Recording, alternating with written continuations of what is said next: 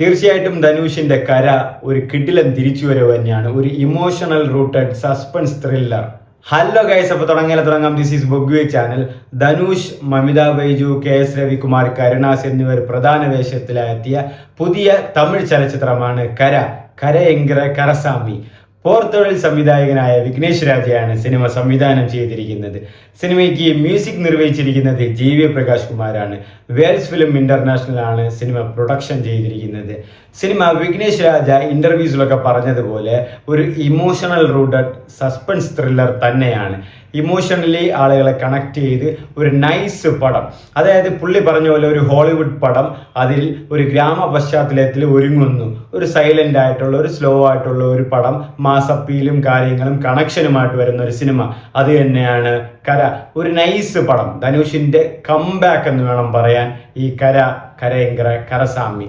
ധനുഷിന് ഈ ഗ്രാമ പശ്ചാത്തലത്തിൽ വരുമ്പോൾ ഒരു മാസ് അപ്പീലുണ്ട്. അത് എനിക്ക് തോന്നുന്നു വേറെ ആർക്കും അപ്പീൽ ആ ഒരു ഓറ മാച്ച് ചെയ്യാൻ കഴിയില്ല. നിങ്ങൾക്കറിയാം, ആടുകളം, അസുരൻ, വടച്ചെന്നി, അതായത് ഒരു കർണൻ ഗ്രാമ പശ്ചാത്തലത്തിൽ വരുമ്പോൾ ആ ഒരു മാസും കാര്യങ്ങൾ വരുമ്പോൾ ധനുഷിന് ആ ഒരു ഓറ ഉണ്ട്.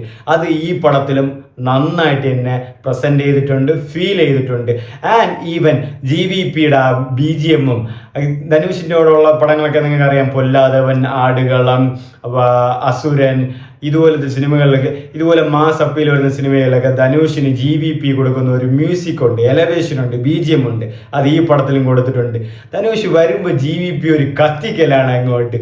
സത്യം, അവരുടെ ആ ഒരു കോംബോ എന്ന് പറയുന്നത് തന്നെ ഒരു ഡെഡ്ലി കോംബോ ആണ്. ആ ഒരു ടൈമിൽ ഒരു കത്തിക്കലുണ്ട്, ഒരു കിടിലം മ്യൂസിക്, ഒരു കിടിലം BGM. ആൻഡ് ഇതിലെ സോങ്സ് പ്ലേസ്മെന്റ് ആയാലും മിക്ക പാട്ടുകളും ഇമോഷണൽ അറ്റാച്ച്മെന്റ് ഉള്ള പാട്ടുകളാണ്. അത് കറക്റ്റ് ടൈമിൽ തന്നെ ആ ഒരു പാട്ടുകളൊക്കെ പ്ലേസ് ചെയ്തിട്ടുണ്ട് എന്നുള്ളത് വേണം കിട്ടില്ലനായിട്ട് പറയാൻ. ആൻഡ് ഇതിൽ മമിതയുമായിട്ട് വരുന്ന സീൻസ് വളരെ കുറച്ചാണ്, മമിത ധനുഷ് വരുന്ന സീൻസ്. ബട്ട് അവരുടെ ആ കെമിസ്ട്രിയും കാര്യങ്ങളൊക്കെ നന്നായിട്ട് വർക്ക്ഔട്ട് ആയിട്ടുണ്ട്. ആ ഒരു ലവ് ആ ഒരു പോർഷനും കാര്യങ്ങളൊക്കെ നന്നായിട്ട് തന്നെ വന്നിട്ടുണ്ട്. ഇതിൽ ധനുഷിന് അച്ഛനായിട്ട് വരുന്നതാണ് KS രവികുമാർ. KS രവികുമാർ എന്നാ കിടിലനായിട്ട് അഭിനയിച്ചിരിക്കുന്ന അച്ഛൻ ക്യാരക്ടർ, ആ ഒരു ഇമോഷണലൊക്കെ നന്നായിട്ട് തന്നെ വരുന്നുണ്ട്. സങ്കടപ്പെടുന്നതൊക്കെ നന്നായിട്ട് തന്നെ അത് കാണുന്നുണ്ട്. നല്ലൊരു കണക്ഷനിൽ തന്നെയാണ് പുള്ളിയും ചെയ്തിട്ടുള്ളത്. ഞാൻ ഇത്രയും എക്സ്പെക്ട് ചെയ്തില്ല.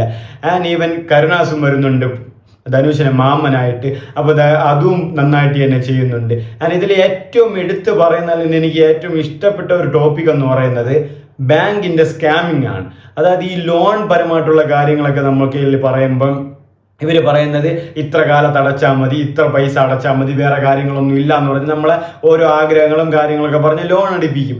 ബട്ട് നമ്മൾ തിരിച്ചടയ്ക്കാൻ പോകുമ്പോൾ, അല്ലെങ്കിൽ തിരിച്ചടയ്ക്കാതെ വരാതിരിക്കുമ്പോൾ, അങ്ങനത്തെ ഒരു സിറ്റുവേഷൻ വരുമ്പോൾ ഇവർ പറയുന്നത് ഔട്ട്സ്റ്റാൻഡിങ് ഫീ, ഫീ, സ്റ്റാമ്പ് ഡ്യൂട്ടി ഫീ, അങ്ങനെ എത്രയോ ഫീയും കാര്യങ്ങളൊക്കെ പറഞ്ഞ് നമ്മൾ കൊടുക്കുന്ന എമൗണ്ടിന് മേല് എത്രയോ ഡബിൾ ആയിട്ടാണ് അവർ തിരിച്ചു വാങ്ങുന്നത്. അപ്പോൾ ഇതൊന്നും നമ്മൾ ലോൺ എടുക്കുമ്പോൾ അവർ പറയുന്നില്ല.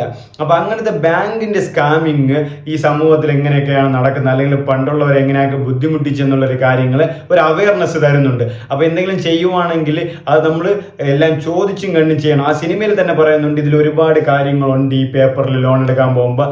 അത് അവർ വായിക്കാനും നിൽക്കില്ല, അഥവാ വായിച്ചാൽ അവർക്ക് മനസ്സിലാവത്തുമില്ല. കാരണം നമുക്ക് തന്നെ ഇവിടെ ഇതിലെന്താണ് ഉണ്ടെന്ന് മനസ്സിലാവില്ലെന്ന് ബാങ്കിന്റെ മാനേജർ പറയുന്ന സീന് വരെ അവർ നല്ല രീതിക്ക് തന്നെ എക്സ്പോസ് ചെയ്തിട്ടുണ്ട്. സോ ലോണുകളും കാര്യങ്ങളും എടുക്കാൻ പോകുമ്പം അത്യാവശ്യം കാര്യങ്ങളൊക്കെ മനസ്സിലാക്കി എന്തൊക്കെയാണ് ഇതിന്റെ ഫ്യൂച്ചർ പ്ലാനിങ്ങും എന്താണെന്നൊക്കെ മനസ്സിലാക്കിയിട്ട് വേണം ഒരു ലോൺ എടുക്കാൻ. അങ്ങനെ പലരും ബുദ്ധിമുട്ടിയിട്ടുണ്ട്. അതുകൊണ്ട് അത് നന്നായിട്ട് എടുക്കുക എന്നുള്ളൊരു സോഷ്യൽ മെസ്സേജ് അതിലുണ്ട്. പിന്നെ ഇതിൽ ബാങ്ക് റോബറി ഒക്കെ ഉണ്ട്. റോബറി സീൻസ് ഒക്കെ കിട്ടിലനായിട്ട് മേക്ക് ചെയ്തിട്ടുണ്ട് വിഘ്നേഷ് രാജ്. എനിക്ക് ഭയങ്കര ഇഷ്ടപ്പെട്ടു. അത് ഫസ്റ്റ് സീനായിക്കോട്ടെ, ആൻഡ് ഇതിലൊരു ബാങ്ക് റോബറി സീനുണ്ട്.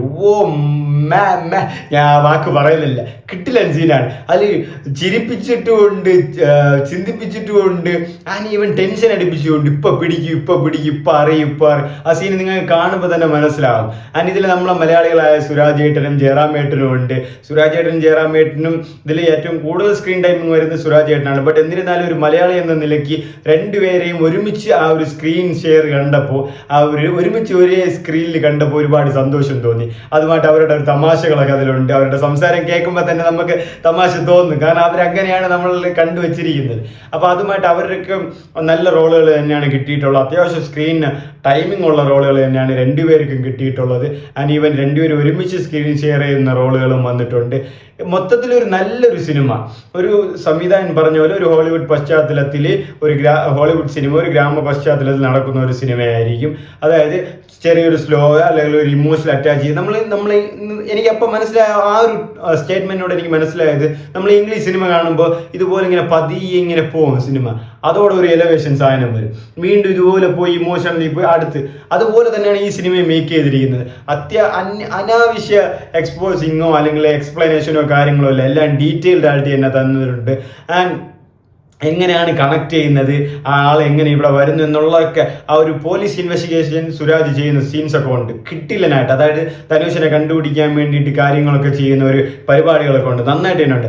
മൊത്തത്തിൽ ഓവറോൾ എനിക്ക് നന്നായിട്ട് കണക്റ്റായി, ഇമോഷണലി വർക്കായി, ഫീലായി, നല്ല രീതിയിൽ ഇഷ്ടപ്പെട്ടു. ആ ധനുഷിൻ്റെ പെർഫോമൻസ് ആവട്ടെ, വിഘ്നേഷ് രാജയുടെ മേക്കിംഗ് ആവട്ടെ, GVPയുടെ BGM ആൻഡ് സോങ്സ് ആവട്ടെ, സുരാജ് ആൻഡ് ജയറാമേട്ടൻ്റെ ആക്ടിങ് ആവട്ടെ, മമിതയുടെ ആ ഒരു ഷോർട്ട് ടൈം ഓഫ് സ്പാനിൽ ആ ഒരു പോർഷൻ ആവട്ടെ, എല്ലാം എനിക്ക് നന്നായിട്ട് തന്നെ ഇഷ്ടപ്പെട്ടു.